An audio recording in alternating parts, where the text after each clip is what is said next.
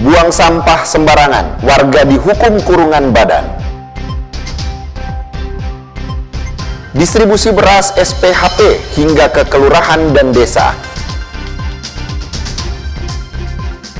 Olahraga Pound Fit semakin digemari warga.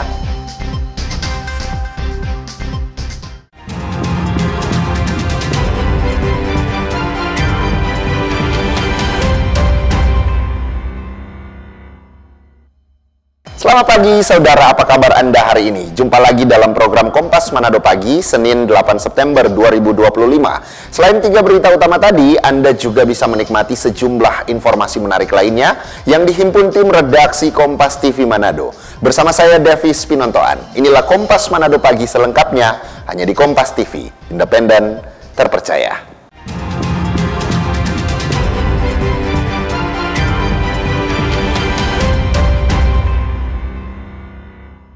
Kita ke info yang pertama, saudara. Motif balas dendam. 2 orang diduga pelaku penganiayaan dengan senjata tajam berhasil ditangkap oleh Satreskrim Polres Minahasa.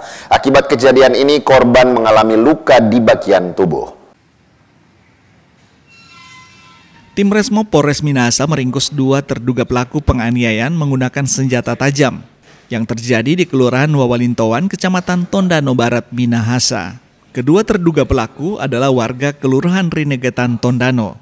Mereka ditangkap karena diduga melakukan penganiayaan terhadap korban Ruben Mongdong, 18 tahun, warga Kelurahan Tonsia Lama, Minahasa. Polisi membeberkan motif kedua pelaku menganiaya kedua korban karena dendam lama, karena sempat berselisih paham. Itu korban meninggalkan tempat biliar, tersangka MP dengan tersangka MW mengikuti korban dari belakang menggunakan sepeda motor. Tepatnya di Simpang 4 dekat asrama TNI. Tersangka MP dan MW menghalangi korban tepat di depan motor korban sehingga korban RM berhenti. Dan kedua tersangka dan korban turun dari motor. Pada saat itu tersangka MP mengatakan kepada korban bahwa korban pernah melakukan pengeroyokan terhadap tersangka MP dan korban menjawab iya. Pada saat itu juga tersangka MP langsung memukuli korban sehingga korban RM memeluk tersangka MP sehingga tersangka MP terjatuh ke aspal. Kedua terduga pelaku kini ditahan di Mapores Minahasa dan terancam hukuman 7 tahun penjara. Jimmy Dapar, Kompas TV Minahasa, Sulawesi Utara. Berita lainnya, saudara, Hakim Tunggal Pengadilan Negeri Manado dalam sidang tindak pidana ringan di tempat akhirnya menjatuhkan hukuman kepada 4 terdakwa yang terbukti melakukan pembuangan sampah sembarangan di Kecamatan Singkil yang aksinya terekam CCTV Pemkot Manado. 4 orang terdakwa dikenal sanksi pidana kurungan selama 1 bulan dan subsidi denda 10 juta rupiah dalam sidang tindak pidana ringan di tempat belum lama ini. Dakwaan dibacakan Hakim Tunggal Ronald Masang dari Pengadilan Negeri Manado. Keempat terdakwa masing-masing adalah Murni, Suparman Paputungan, Adam Pago, dan Heli yang telah terbukti melakukan pelanggaran Perda nomor 1 tahun 2021 tentang pengelolaan sampah. Ada terdakwa berdasarkan ketentuan Peraturan Daerah nomor 1 2021 dalam Pasal 53, maka Hakim Pengadilan Negeri Manado menjatuhkan putusan sebagai berikut. 1, barang buktinya ada barang buktinya. 1, menyatakan terdakwa atas nama Murni, terdakwa 2 atas nama Suparman Paputungan, terdakwa 3 atas nama Adam Pago, terdakwa 4 atas nama Heli dinyatakan terbukti bersalah melakukan tindak pidana pelanggaran pembuangan sampah sebagaimana diatur dalam Peraturan Daerah Kota Manado nomor 1 tahun 2021 tentang pengelolaan sampah pada pasal 53, menjatuhkan pidana kurungan kepada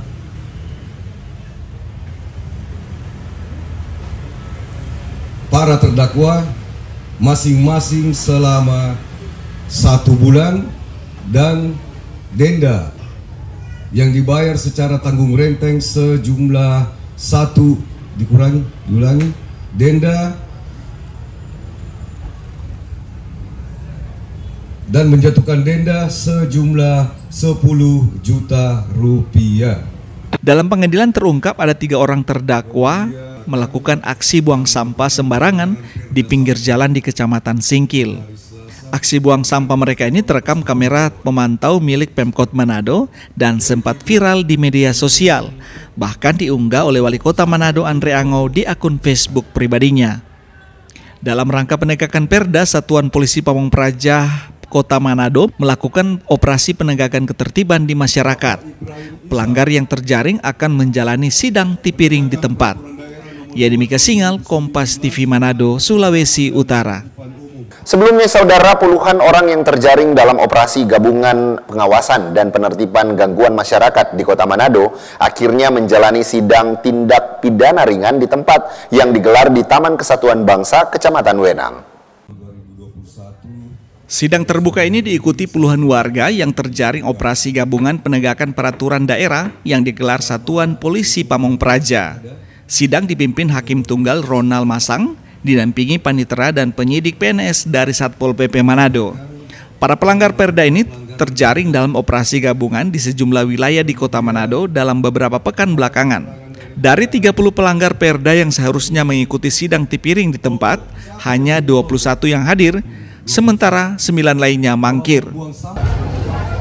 Tadi sudah selesai kegiatan tindak pidana ringan berlokasi di TKB Kecamatan Wenang. Dalam kegiatan tindak pidana ringan sudah kami Satuan Polisi Pamong Praja membawa pelanggar-pelanggar itu ke sidang tipiring berjumlah sekitar 30 kasus, terdiri dari pelanggar Perda 1 Kota Manado tahun 2021 tentang pengelolaan sampah. Kedua, Perda 2 2019 tentang ketetapan ketentuan dan Perda 2 2021 tentang penjualan minuman beralkohol. Puluhan pelanggar Perda ini terbagi atas 4 orang dinyatakan bersalah melanggar Perda nomor 1 tahun 2021 tentang pengelolaan sampah. 5 orang dinyatakan melanggar Perda nomor 2 tahun 2021 tentang pengendalian dan pengawasan minuman beralkohol, dan sisanya 21 orang dinyatakan bersalah dan melanggar Perda nomor 2 tahun 2019 tentang ketentraman dan ketertiban. Yadimika Singal, Kompas TV Manado, Sulawesi Utara. Informasi berikutnya, saudara, sidang perdana 5 terdakwa kasus korupsi dana hibah Sinode Gemim telah memasuki tahap pembacaan dakwa. Sidang yang berlangsung Jumat pekan lalu merupakan awal dari peradilan untuk menentukan nasib dari para terdakwa.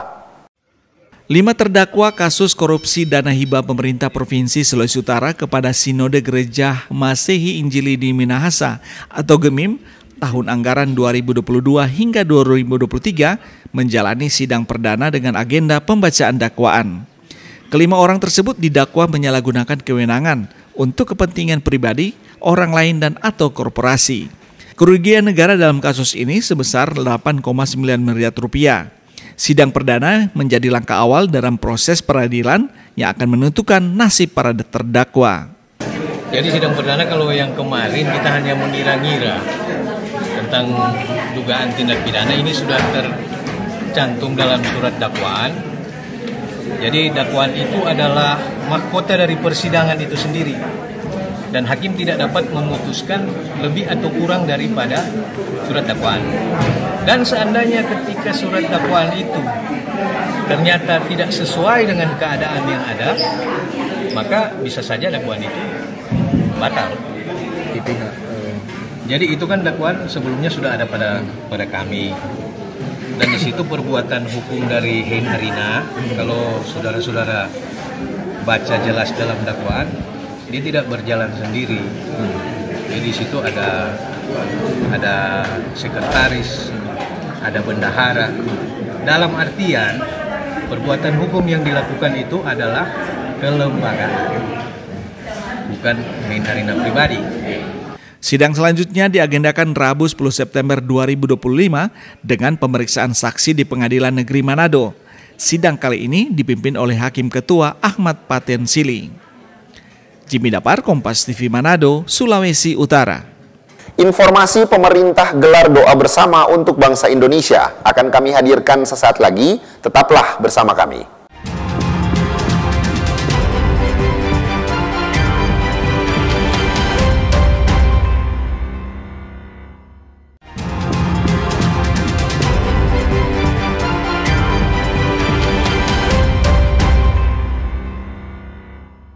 Kembali Anda menyaksikan Kompas Manado Pagi, Saudara. Di tengah masih tingginya harga beras saat ini, pemerintah mengintensifkan penjualan beras SPHP dari Bulog ke masyarakat.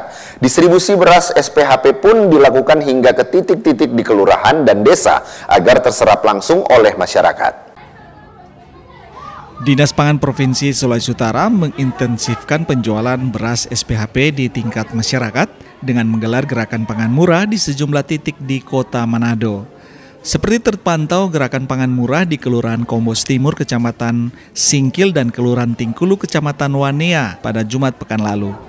Di masing-masing lokasi, Dinas Pangan menyiapkan 2 ton beras SPHP untuk dibeli masyarakat sesuai kebutuhan. Beras SPHP yang dijual kali ini dalam satu kemasan berisi 5 kg dengan seharga Rp58.000. Warga yang datang mengaku pelaksanaan pasar murah ini membantu mereka di tengah tingginya sejumlah harga bahan pokok seperti beras dan minyak goreng. Untuk harga kasih stabil, rupa ini kasih ini rupa orang kasih mama setengah mati mau berbagi doi untuk anak sekolah. Kalau harga beras kasih yang mahal begitu, memang jadi.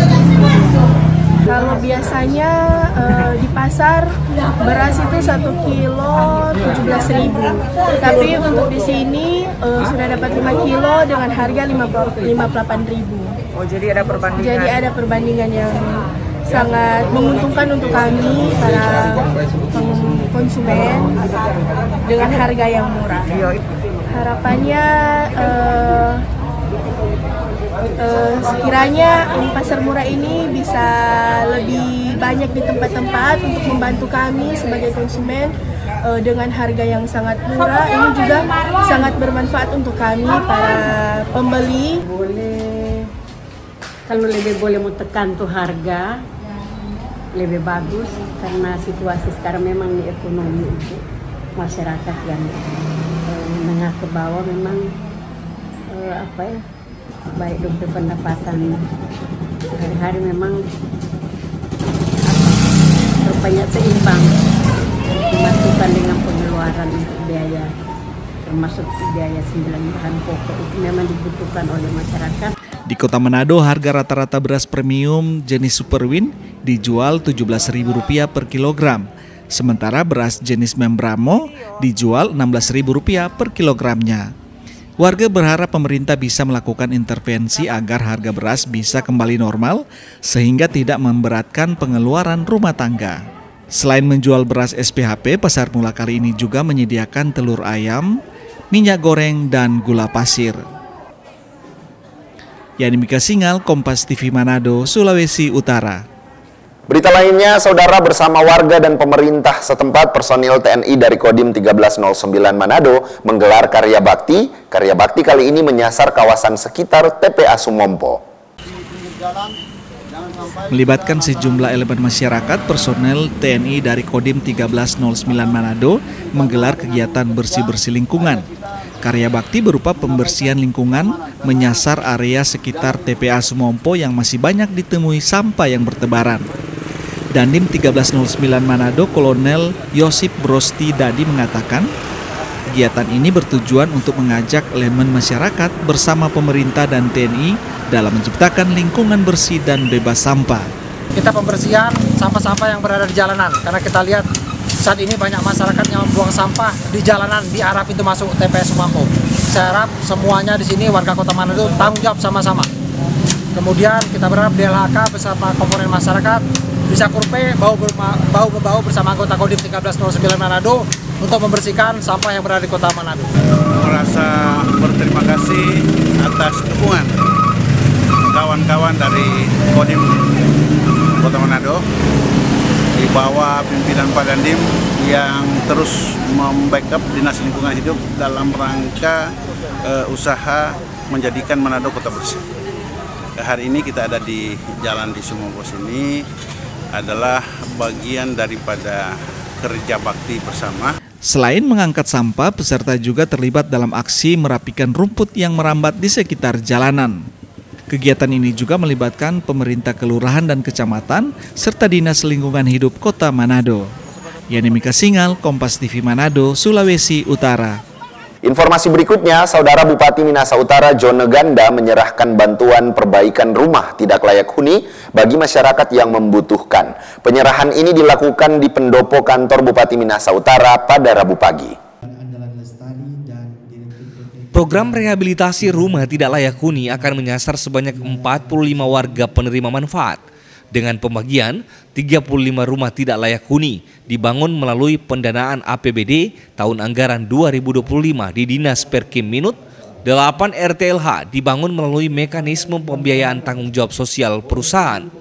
Selain itu, Pemkab Minut melalui Dinas Perkim akan membantu rehabilitasi 2 rumah warga yang terdampak bencana masing-masing di Desa Watu Dambo dan Tanah Putih. Bupati Minahasa Utara Jone Ganda menyampaikan apresiasi dan terima kasih kepada 7 perusahaan swasta yang menjalin kerjasama dengan pemerintah untuk bersama-sama mewujudkan salah satu program Astacita Presiden Prabowo, yakni menyediakan 3 juta rumah bagi masyarakat di seluruh Indonesia, termasuk di Kabupaten Minahasa Utara. Ini adalah inovasi dari pemerintah Kabupaten Minahasa Utara, Dinas Perkim kita, dalam rangka memenuhi kebutuhan masyarakat, sekaligus kita mensukseskan program ke-6 Astacita dari Pak Presiden, Pak Prabowo Subianto, dalam memenuhi 3 juta rumah layak huni.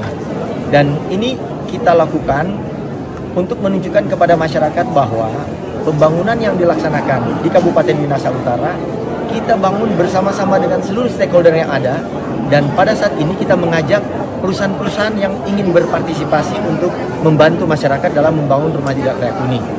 Di samping itu, kita lakukan MOU kerjasama sehingga ini mengikat. Saya sangat apresiasi program yang baik dan cemerlang dari Kabupaten Minahasa Utara di bawah kepemimpinan Bapak Bupati. Dan tadi saya sudah bicara dengan Pak Bupati bahwa semua desa di Lingkar Tambang akan kita bangun 2 bekerja sama dengan pemerintah daerah. Nanti pemerintah daerah akan memilih rumah mana yang layak sesuai dengan kriteria dan kita akan bangun selama masa kepemimpinan Bapak Bupati. Sehingga paling kurang ada 40 sampai 50 rumah yang akan kita bangun. Sementara itu, salah satu warga penerima bantuan program RTLH mengaku tidak menyangka karena dirinya boleh menjadi warga yang terpilih untuk mendapatkan bantuan renovasi rumah. Sangka-sangka sih kalau orang termasuk di dalamnya mendapat bantuan RHTL. RTLH. RTLH ya, rumah tidak layak huni. Mungkin orang senang di balik itu, orang harus senang.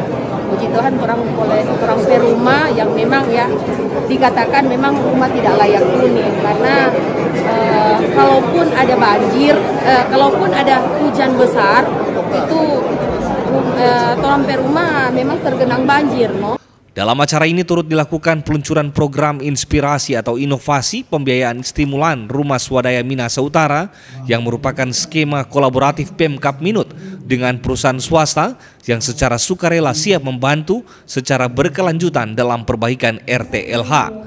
Yani Mika Singal, Kompas TV Minahasa Utara, Sulawesi Utara. Saudara, informasi olahraga Ponfit semakin digemari warga akan kami hadirkan usai jedah berikut. Tetaplah bersama kami.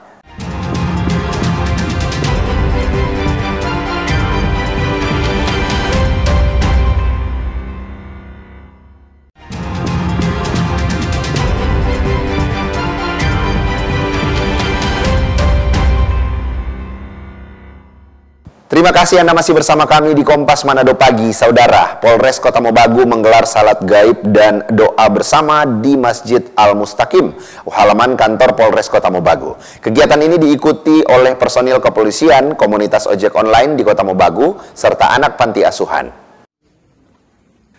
Personil polisi bersama komunitas ojek online di Kota Mobagu melaksanakan salat gaib dan doa bersama di Masjid Al-Mustaqim Polres setempat. Suasana kebersamaan tampak kental ketika polisi dan ojol berdiri sejajar dalam barisan salat. Kehadiran anak-anak yatim piatu turut menambah hikmat doa yang dipanjatkan untuk kebaikan bangsa dan masyarakat.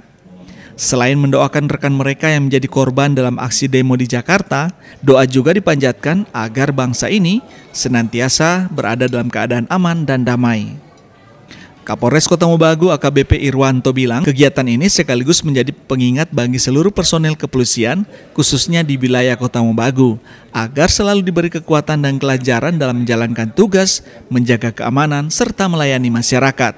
Pada pagi hari ini Polres Kota Mobagu telah melaksanakan rangkaian kegiatan peringatan Maulid Nabi, kemudian ditambah bersama dengan doa bersama dalam sholat gaib dengan melibatkan dari rekan-rekan kita yang berprofesi sebagai ojol. Di samping itu kita juga undang dari anak panti asuhan untuk bersama-sama mendoakan bagaimana peristiwa-peristiwa yang terjadi, semoga bangsa dan negara ini dan seluruh masyarakat Indonesia khususnya Polres Kota Mobagu selalu dalam lindungan Allah Subhanahu wa taala. Salat gaib dan doa bersama ini dirangkaikan dengan Maulid Nabi yang diharapkan untuk menjaga persatuan dan kesatuan bangsa serta merawat kebersamaan antar sesama. Rahman Rahim, Kompas TV Kota Mobagu, Sulawesi Utara. Berita lainnya, saudara, selain Sumba, Pound Feet saat ini menjadi salah satu olahraga yang banyak digemari di Manado, khususnya bagi kaum wanita. Salah satu jenis olahraga yang cukup menarik perhatian masa kini yaitu olahraga Pound Feet. Olahraga ini sendiri merupakan salah satu jenis olahraga yang menggunakan alat bantu berupa stik ringan atau biasa disebut rib stick. Pola gerakan Pound Feet membantu melatih koordinasi tangan dan kaki sekaligus memperbaiki postur tubuh. Selain itu, irama musik yang digunakan mampu merangsang hormon endorfin sehingga peserta merasa lebih bahagia dan bebas dari stres setelah latihan. Banget, nggak cuma fisik tapi juga mental, emosional. Jadi selain mendapat manfaat fisik, lebih bugar, kita juga lebih bahagia. Kenapa? Karena meningkatkan fokus kita selama pada saat kita nge-pound, karena kita mendengar ketukan, mencoba mengikuti irama dengan musik. Jadi banyak koordinasi di sini, meningkatkan fokus, kemudian meningkatkan engagement core, banyak lainnya.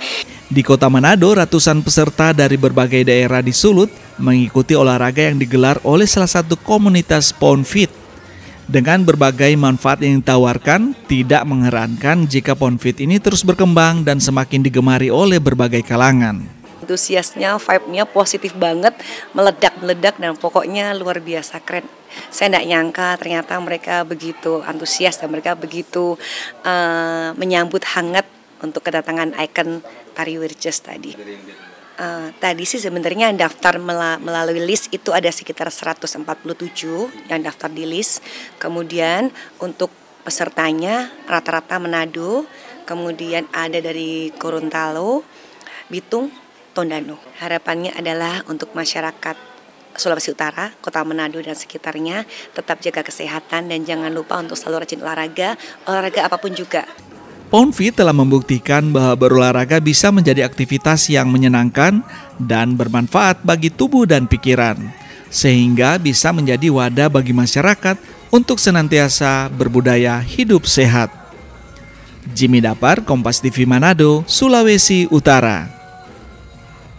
Saudara, berbagai cara dan upaya dilakukan untuk meningkatkan derajat perekonomian. Di Kota Manado, usaha food truck saat ini menjadi salah satu usaha yang sangat menjanjikan. Selain bisa berpindah-pindah tempat, usaha ini tidak membutuhkan modal besar.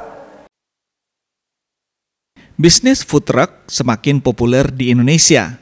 Konsep yang unik, fleksibel, dan memungkinkan Anda menjangkau berbagai macam pelanggan membuat bisnis ini semakin diminati. Selain itu, modal yang dibutuhkan untuk memulai bisnis ini relatif lebih terjangkau dibandingkan membuka restoran. Food truck bukan hanya kendaraan yang menjajakan makanan. Ini adalah roda inovasi yang membawa dampak besar bagi ekonomi lokal. Dengan kreativitas dan pendekatan berbasis komunitas, food truck mampu menjadi penggerak pertumbuhan ekonomi sekaligus mendukung pelaku usaha kecil. Di kawasan Megabus Kota Manado, kendaraan food truck terparkir untuk menawarkan berbagai jenis jajanan seperti kopi, mie instan, kue basah, serta berbagai jajanan lainnya.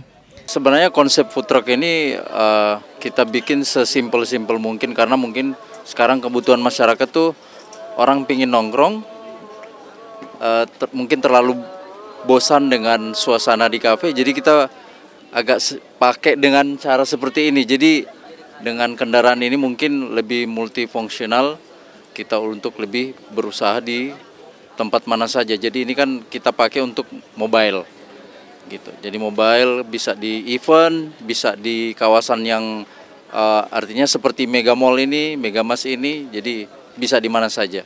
Dalam sehari, usaha food truck bisa meraih omset 3 hingga 4 juta rupiah. Karena berada di kawasan yang strategis, membuat tempat ini dipadati pengunjung, apalagi di hari libur. Jimmy Dapar, Kompas TV Manado, Sulawesi Utara. Informasi tadi menutup perjumpaan kita dalam program Kompas Manado pagi hari ini. Akhir kata, saya Davis Pinontoan bersama dengan kru yang bertugas mengucapkan terima kasih banyak atas perhatiannya. Selamat pagi, selamat beraktivitas, dan sampai jumpa.